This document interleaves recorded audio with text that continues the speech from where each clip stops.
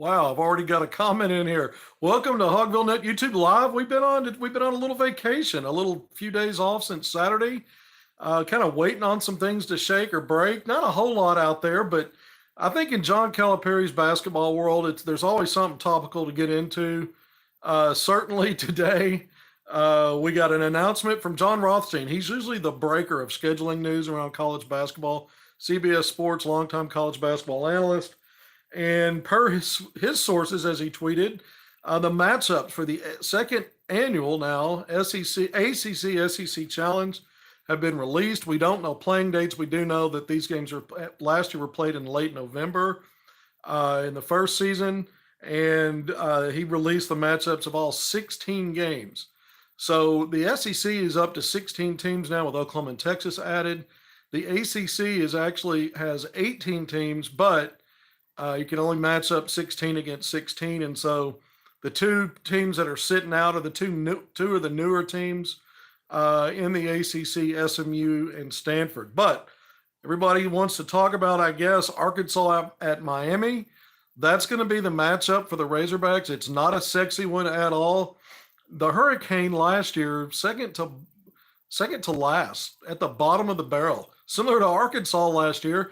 So if you want to make the argument that's how these teams got matched up based on last year's results, I'm a little bit surprised though that Arkansas didn't get a sexier matchup in terms of national eyes, because I think with Calipari here and the way he's recruited, the Razorbacks deserve that.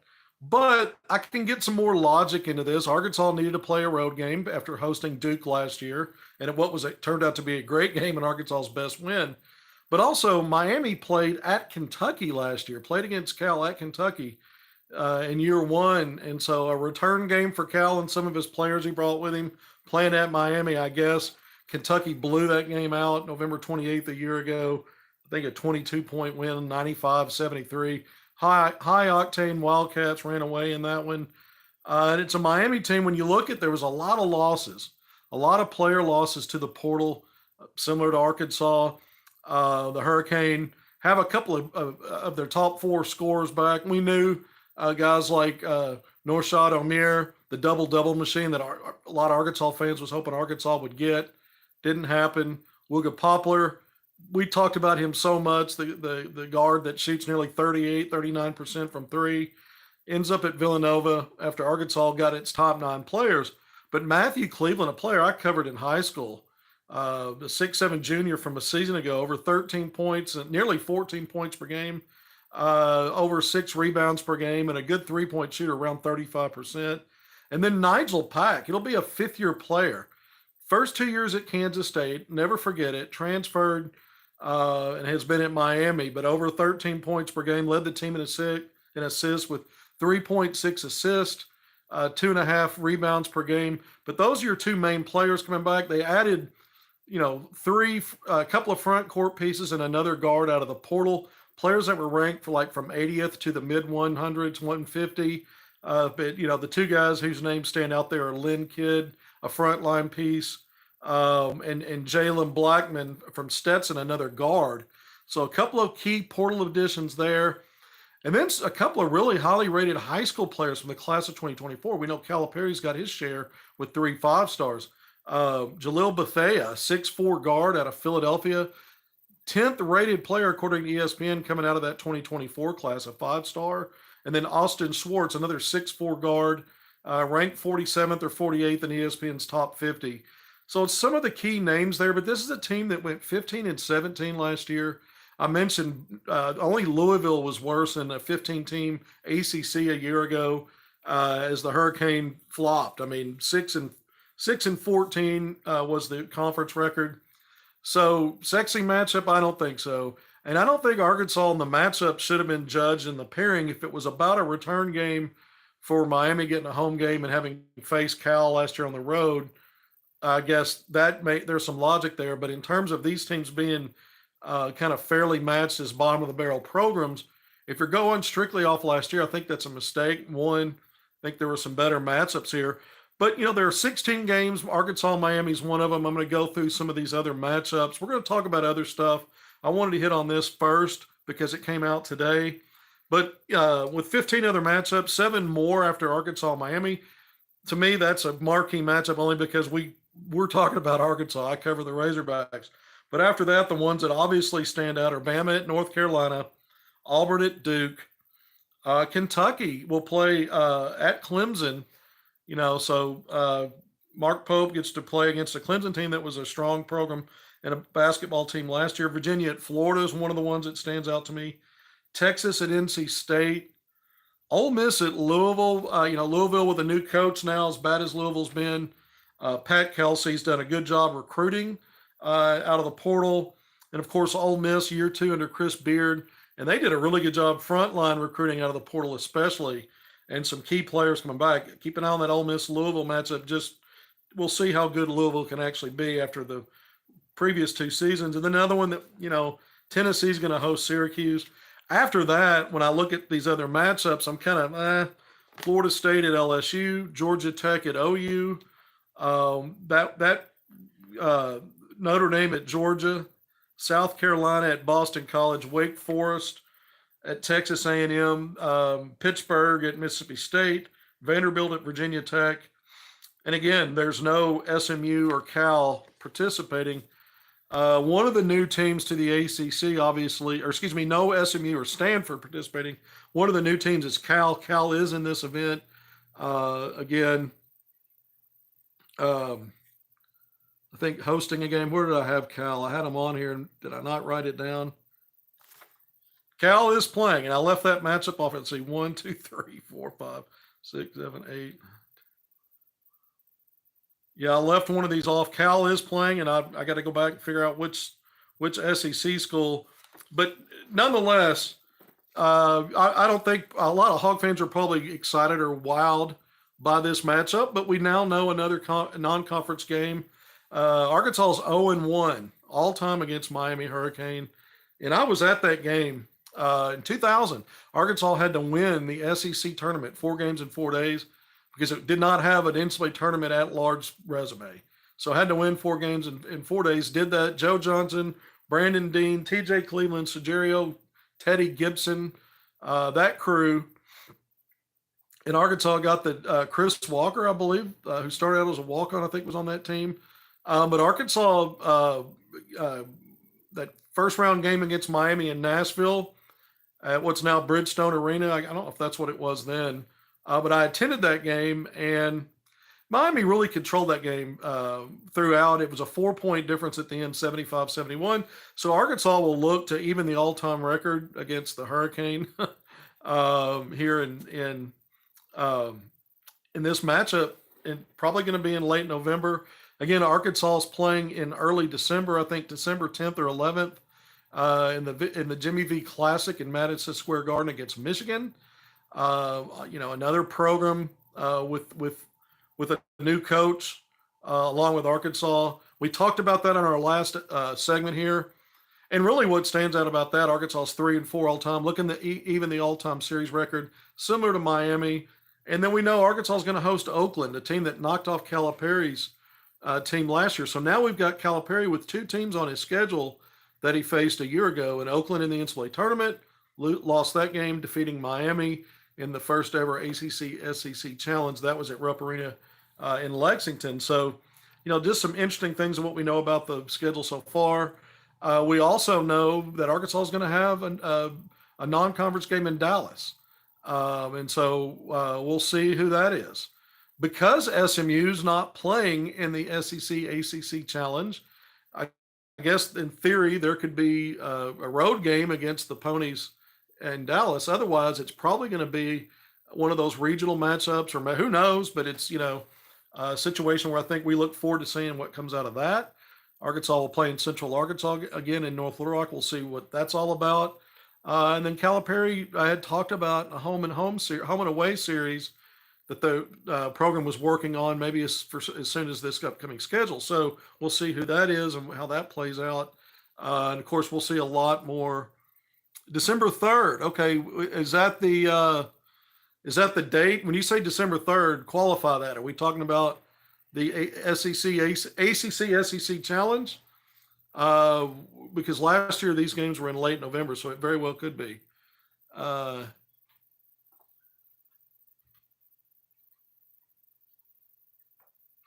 yeah, I would love to see Arkansas play Houston and Dallas. Um, so if there's more scheduling news that's come out since I've come on here, I haven't seen them. Seen a lot of comments. December 3rd. Okay. So the date's going to be early December. Okay. So roughly a week after that's when Arkansas will play Michigan. There you go. And again, this is the second season of this of the ACC-SEC challenge. We know when Arkansas was the SEC was part of the Big 12 SEC challenge. Big 12 had fewer teams in the SEC, so you would have up to 4 teams at one point in time from the SEC that had to sit out. And basically, they didn't sit out. Those games were played in January in the middle of conference play, and those 4 teams would just play each other on the Saturday that the challenge was going on. And so a little bit different now. The SEC doesn't have as many teams as the ACC. A couple of ACC teams sitting out. I forgot. I guess I failed to write down who Cal was playing. First year ACC member Cal's playing an SEC team, and I failed to write that down. If anybody knows that or has it in front of them, let me know. Malpractice on my part because I was trying to run down the entire slate, and it looks like I left one off. But we did go through some of the key players for Miami. Again, not a good team last year, basically rebuilding with a lot of newcomers, but a couple of key players coming back, good players. I remember Nigel Pack playing at Kansas State against Arkansas in the Hall of Fame Classic a few years ago when Arkansas won that event, beating Kansas State and Cincinnati. Big whoop, right? That was, I think that was the second Elite Eight team eventually. And Pack played in that game. I think he, 14 points or 15 points. Remember, he had a decent game. It's kind of a sluggish, one of those grinders, and not players not able to hit shots for either teams. We saw a lot of that under Eric Patrick Musselman in his time here. But good players, and of course a 5-star guard coming in. I like to see those 5-star matchups when you talk about backcourt players, not only for Arkansas and Carter Knox, Billy Richmond, and Boogie Flam, but a couple of top 50 guys, including a top 10 rated 5-star. When you look in the backcourt now for what Miami's bringing in Jalil Bethea and Austin Schwartz. Okay, so we've kind of talked about that non-exciting matchup. Let's move on to some other things. Thanks again for being on HogvilleNET YouTube Live. It's Wednesday afternoon, middle of the week. Some people call it hump day. Seeing some of the comments come on here. So, one of the things that we've seen in the last few days, on Saturday when I came on in the morning, and Calipari later in the day put out a tweet, which I thought was very interesting. And he talked about, this is, to me, he's put out several tweets. Some of the stuff kind of, sort of signals where he is when he's traveling to different places. It might give you an idea of some players he's checking in on or recruiting areas. From other tweets, you don't get as much information. But I think probably the strongest tweet he's put out so far in terms of what's going on in his program in Arkansas is the one he put out on Saturday. And that tweet included the fact that that started off, he says, he had his first team meeting on Friday, the day before. So that was June 7th. Later that night in his tweet, he clarified that the team also had played pickup games, and that was later Friday night on June 7th. Then on Saturday, he met with players individually. So by the time he put his tweet out, he'd already met with players individually, had met with the group as a team, and they'd played some pickup games. And then he threw a comment in there about what he sees in this roster and his team. It's a 9 deep, 10 if you count Lawson Blake, the walk-on. We've gone through who all the players are, how highly rated guys are, a lot of the stuff that matters. But he just threw in there, this is a team that's, talented, big, and he went through it. He said these guys are mentally and physically tough. And I think when you look, these are all the talking points. Experienced, it was another word he used when he was referring to this team. When we went through all of it, we talked about the talent. You got a ton of 5-stars projected first-round NBA draft picks as soon as a year from now. Guys that were all league where they came from, going to be projected preseason all league. A lot of experience out of the portal. And so all of these things check boxes in terms of what we've talked about as we perceive it moving forward. But to hear the head hog, John Calipari, basically verbalize what our talking points have been, but I guess substantiates it. We'll see what the team actually is in a few months as they get underway with these limited practices. They'll be able to do limited, the strength and conditioning work. It's typically 8 hours a week. You split them in half: 4 strength and conditioning, 4 on the court instruction. You do that for 8 weeks, and then it evolves into increased time when you get back for the fall semester at some point.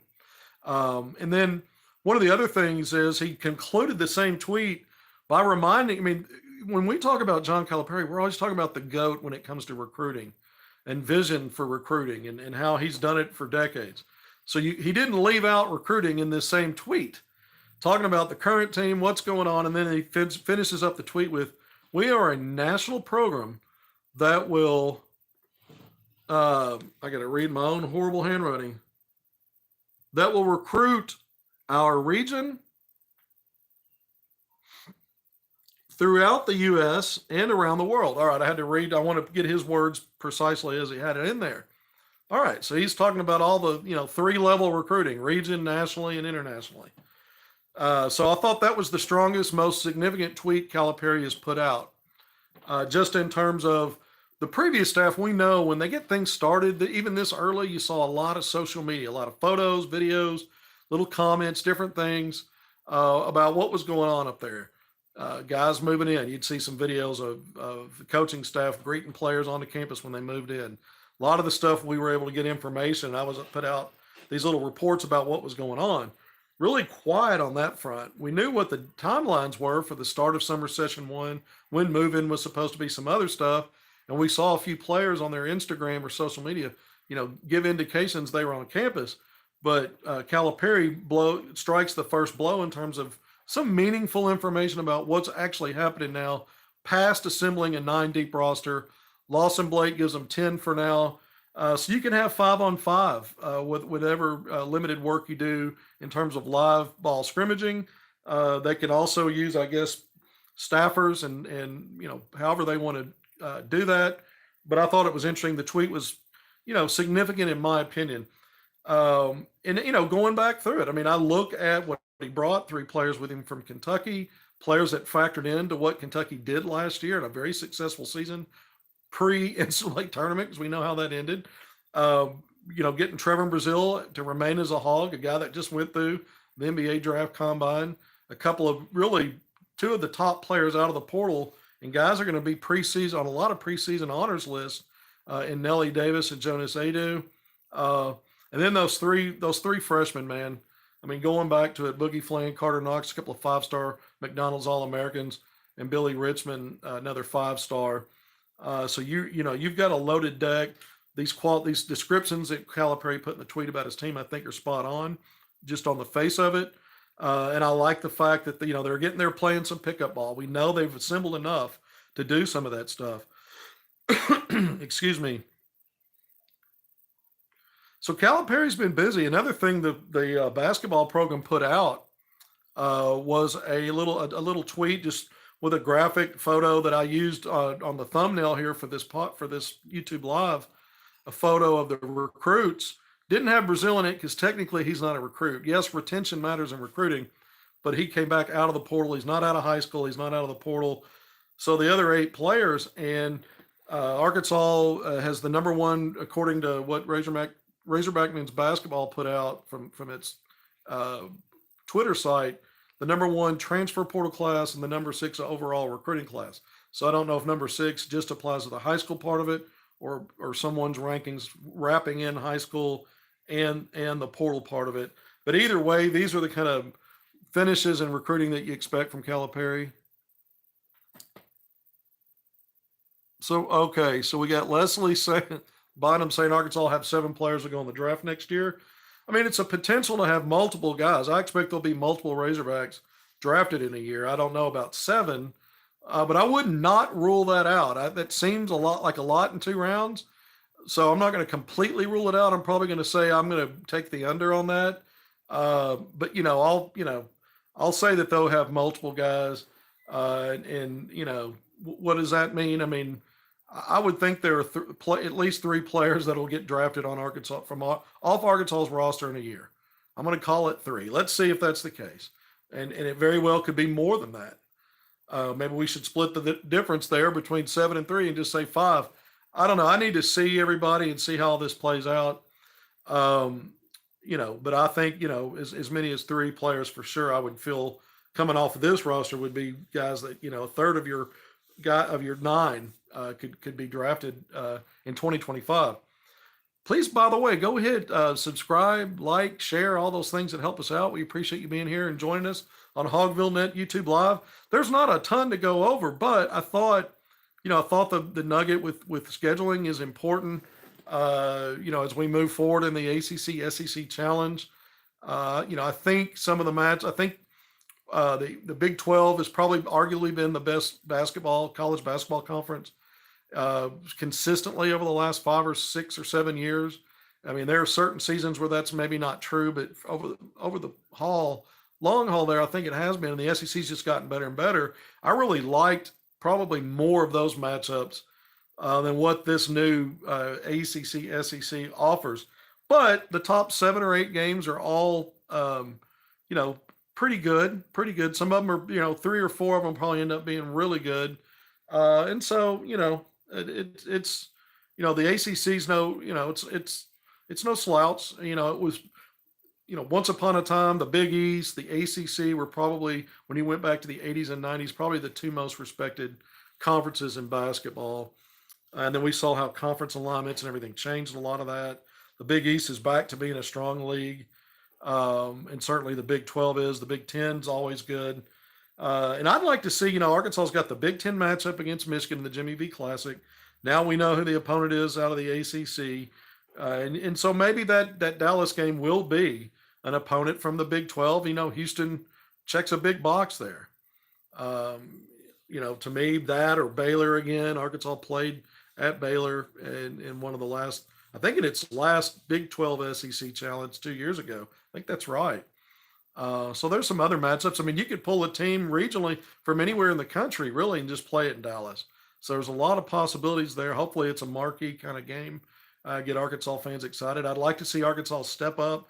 Not that they haven't brought good mid-major teams into North Little Rock, but in the past they brought high major programs in, more relevant types of games. And I'd like to see a return of that. If possible, we'll see. Arkansas, Penny Hardaway's been expressing an interest in Arkansas and Memphis playing. Don't know how that would look in terms of playing it in like in a North Little Rock, or if they would just figure out a way to do home and away, and if Calipari wants to play his old school, which would be more headline making stuff. I mean, anytime you can add intrigue and bring attention to your games, because you can't control your conference matchups, but you can control your non-conference schedule. And so there are ways to play that. Again, I think Arkansas hosting Oakland is part of that narrative after what happened last year to Calipari in his final game as head coach at Kentucky after 15 years. So kudos for Calipari to finding opportunities to add something to the schedule. Again, I go back to it. Arkansas at Miami and the ACC-SEC challenge is not going to, I feel like, I feel like that's probably going to be outside the 4 or 5 games that are talked about a lot when those matchups appear on the ESPN family of networks. Although Calipari being in his first season at Arkansas still adds some luster. The other thing is, I can't wait. I was thinking about this. We know about Oakland. Arkansas is going to host Oakland.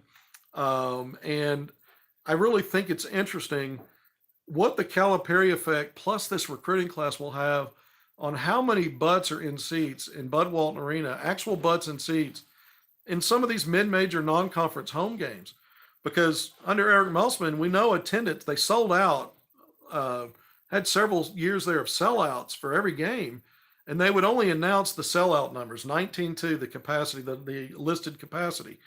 But so often you'd have the November, some of those December games, and Bud Walton Arena wasn't packed, wasn't fully packed, sometimes about half or more, a little more. And so you just wonder what effect in year one with Calipari plus these recruits and some of these players, what it's going to look like in Bud Walton Arena in every game. Will there ever be a game where it's not near capacity? I'm interested to see that. because we know people are busy now. It's easier just to dial it in on your SEC network live stream if it's not already on one of the network games, or ESPN or one of those. And so it's just a lot easier not have to get out and do it. But with Calipari and his, his brand being a legendary brand and a household name in college sports, plus some of these guys, like you mentioned, we're going to have several players probably in the next draft. So interesting to see what the fans do in terms of turnout at Bud Walton Arena. I tend to think Arkansas might actually fill more seats than it even did under Musman when the program was starting to come back to life, and had some of those, obviously during league play and some of these marquee matchups, the places overflow. I'm talking about November and December when you don't have a Duke on your home court, which is very rare in non-conference anyway, and in some of these other types of games. What will it look like? So I'm interested to see that as we talk about schedule. Some of these things come to mind, I start thinking about. But another thing going on in recruiting, it was a dead period, which meant no on-campus visitors, no off-campus evaluation or visits from May 22nd through June 2nd. And now that's back to a quiet period. You can have players on campus for visits, but you couldn't go out and do live eval. Well, that's not the case the last 2 days. Tuesday, yesterday, today at the MBPA Top 100 camp, and there's several prospects at Arkansas's, intensely recruiting, others where there's maybe some mild interest or somewhere in between. And Arkansas staff started getting out on Tuesday at the MBPA Top 100 camp in Orlando, Florida. I think Calipari joined everybody, the staffers that are there, Chin Coleman, for most of the play today. I did tweet this out yesterday that Arkansas was there. But I keep talking about Malik Thomas, class of 2025. Now that we know Dan Hurley's back at UConn, and we went through UConn's roster and incoming players about potential poach options if Hurley left the Lakers, that was a lot of wasted gas on Saturday because he ends up after the weekend saying that he's staying put. But we know that UConn's also recruiting Malik Thomas, 2025 guard, 6'4", out of Pittsburgh area. Visit plan there, plus Arkansas at the end of the month, June 25th through 27th. Malik Thomas has been electric. I went and saw him play in person, interviewed him in Kansas City at the Nike EYBL event a couple of weekends ago, Memorial Day weekend. Since then, he was the most outstanding player at the prestigious Pangos All-American Camp in Las Vegas last week. He's now likely heading for a top, some kind of similar accolade now at MBPA Top 100 Camp. The dude's just insane. I mean, he's hanging just in the last couple of days. He had a 33-point, 10 assists, 10 rebound, triple-double in a game, followed by a 22-point, 12 assists, 9 rebound, 1 rebound shy of a triple-double. But you can bet Calipari is front and center to watch Malik Thomas. Again, a 6'4", ESPN has him rated the 7th best player in the country, 5-star, obviously. But Arkansas and Cal, Thomas told me that he really likes Cal. He's looking forward to being recruited by Calipari to Arkansas. UConn, a lot of people think that might be the team to beat. You see the success they've had, especially with guards. The Hawkins kid going first round in the draft 2 years ago. This season, it's going to be Stephon Castle going pretty high, top 5 pick likely. And so you understand why Malik Thomas might really be looking hard at UConn. But again, a Pittsburgh area guy, a guy that Cal zeroed in on, but just going nuts at MBPA Top 100 camp. You've got some Arkansans, by the way, playing there. There's other players on the national level that Arkansas is recruiting. But some of the in-state guys, J.J. Andrews, the 5-star in the 2026 class, 6'6", small forward wing out of Little Rock Christian Academy. Terrion Burgess, 6'9", combo forward out of Benton. Here in Central Arkansas, and then Cortland Muldrew, who's really come onto the scene. Springdale Harbor. I don't think he'll be back at Harbor next year, by the way. He's told me he's got visits after MBPA Top 100 camp to Ole Miss and Oklahoma, sandwiched around visits to Oak Hill Academy and Overtime Elite. So he's looking to move on for a senior season, but 6'3" guard, has played at Springdale Harbor. And really, the Arkansas players in the last few days, aside from Burgess, I've not seen his name in the box scores after the first couple of days. He's been dealing with a growing injury going all the way back to April, and it's caused him to miss some action.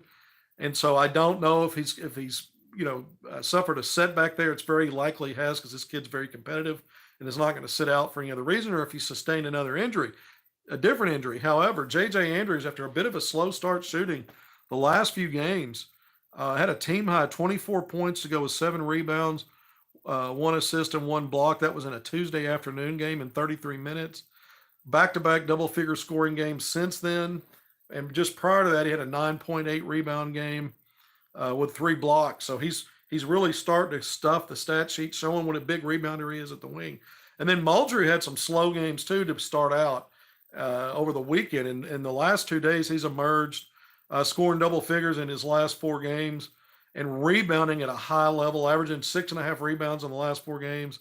He's had a couple of 7 assist games as well when you go back to his last 4 outings. And so the Arkansas kid's really starting to stand out. Arkansas has shown a minimal level of interest, nothing heavy to this point in terms of the Arkansas kids and what Calipari's and his staff have done. A few contacts with each kid that I've mentioned in some of these names, and there's others. But anyway, so Calipari and I've retweeted a photo of him and Chin Coleman there, one of the Arkansas's associate head coaches. But this is an opportunity, the only opportunity now until the end of the month at some scholastic sponsored events for coaches to go and do live evaluations. And a lot of times your top tier players don't participate in those because a lot of them, they went hard in April and May with their grassroots teams. Then they attend these all-star camps like I just talked about in the early parts of June. And then they kind of go and work out with their trainers and get the proper amount of rest and things they need to ramp back up for July, because July you've got multiple grassroots and live eval events coming up. So the scholastic events toward the end of the month, you don't typically see a lot of your top-notch players. Some will, and we'll see if Arkansas gets out and uses those opportunities, or if they don't, because again, a lot of your top-level guys, the kind of guys that Cal recruits, are probably going to sit those out until the July live evals. There'll also be opportunities. We mentioned Malik Thomas coming in for a visit, scheduled for June 25 through the 27th. Remember, Arkansas's already had a class of 2025 visitor, Darius Acuff Jr., the 6'3" guard out of IMG Academy by way of Detroit, helped lead Team USA under 18 to one of those international gold medals, and was a big part of that. Put up all kinds of really solid numbers, as a lead guard there. And another guy, when you kind of look at it, it's coming down to, maybe a handful of schools. Arkansas's in the mix for Darius Acuff Jr.